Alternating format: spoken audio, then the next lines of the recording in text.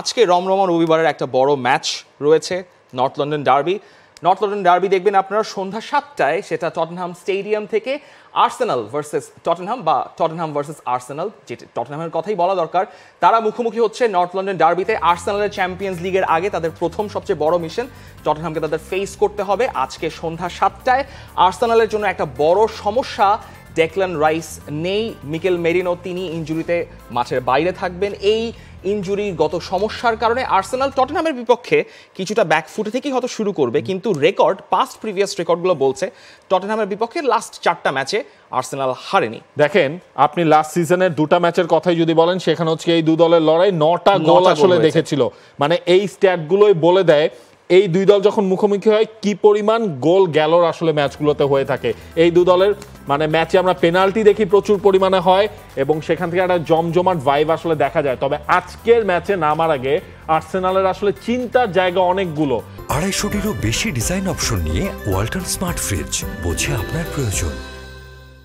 Declan রাইসের না থাকা, ওডেগারের না থাকা, এরপর যদি আমরা হিসাব করি মিকেল মেরিনো তাকে আনা হলো, তার সার্ভিসটাও না পাওয়া, কালাফিওরিও ইনজুরিতে রয়েছেন, তার সার্ভিসটাও না থাকা। মিডফিল্ড শেপটা আসলে কি হবে? কারণ টটেনহামকে তো আমরা নর্মালি দেখি, টটেনহাম কিন্তু প্রচুর অ্যাটাকিং ডিসপ্লে তাদের থাকে সেই জায়গাটা। এবং টটেনহামের সুবিধাটা কি হয়েছে আজকের ম্যাচে, ডমিনিক সোলাঙ্কে তিনি হচ্ছে গিয়ে আজকের ম্যাচে হয়তো বা তিনি খেলবেন, ভ্যান ডি বেন তার হচ্ছে গিয়ে একাদশে চলে আসার সম্ভাবনা রয়েছে। এখন আর্সেনালের যেই কাজটা করতে হবে, টটেনহামের যেটা নেগেটিভ সাইড, ওরা যখন অ্যাটাকে উঠে তখন তারা আবার কাউন্টার অ্যাটাকে গোল খেয়ে যাওয়ার আসলে বড় ধরনের চান্স তাদের থাকে। গত সিজনেও কিন্তু আমরা সেটা দেখেছি আর্সেনাল ভার্সেস হচ্ছে টটেনহামের ম্যাচে। সেই জিনিসটা তো আসলে কাজে লাগাতে হবে আর্সেনালকে। বুকায়ো সাকা, রাহিম স্টার্লিং এর তিনি হয়তো আজকের ম্যাচে নামবেন, সেই জিনিসটা। এই ম্যাচের একটা ট্রাম্প কার্ড বা ম্যাচের পুরো সিনারিও ঘুরিয়ে দিতে পারেন একজন প্লেয়ার, সেটা হচ্ছেন ক্রিস্টিয়ান রোমেরো। তার আসলে মুড মেজাজের উপর নির্ভর করবে বা তিনি আসলে কোন মেজাজে তিনি ট্যাকেলগুলো করছেন। তার ট্যাকেলগুলো যদি কোনোভাবে অ্যাগ্রেসিভ হয়ে যায় এবং যদি কোনো বাজে ইনসিডেন্ট ঘটেছে, তিনি যদি একটা বুকিং খেয়ে যান, সেক্ষেত্রে কিন্তু আর্সেনাল বড় অ্যাডভান্টেজ পেয়ে যায়। কিন্তু ক্রিস্টিয়ান রোমেরো কিন্তু আবার সেখানে একটা বড় অ্যাডভান্টেজ দিতে পারেন যদি ওই ডিফেন্সিভ ব্যাকলাইনে তিনি হাভের্টজ, সাকা তাদেরকে আটকাতে চান।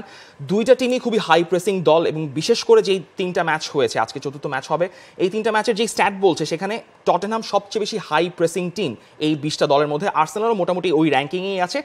যেটা বলেছি, যেটা আপনিও বললেন যে খুবই গোলস গ্যালোর হয়, লাস্ট 2টা ম্যাচে 9টা গোল হয়েছে, এরকম একটা খুবই নেক অ্যান্ড নেক ব্যাটল হতে পারে। আর্সেনালের জন্য ওটাই সবচেয়ে বড় দুশ্চিন্তার জায়গা। তাদের মিডফিল্ডটা সেটেল নয়, জর্জিনিওকে নামতে হতে পারে, তাদেরকে অন্যভাবে তাদেরকে সেটেল করতে হতে পারে। সেক্ষেত্রে আঞ্চ পোস্তেকোগলুর জন্য একটা বড় সুযোগ। তাদের লাস্ট ম্যাচটা তারা হেরে গেছে নিউ ক্যাসেলের কাছে।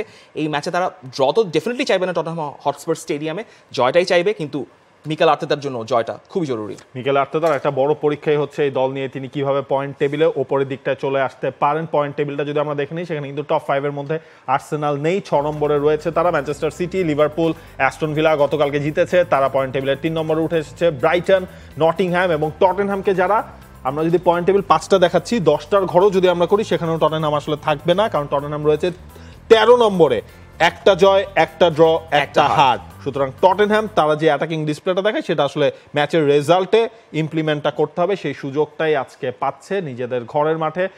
For more updates, subscribe to our YouTube channel and click on the bell icon.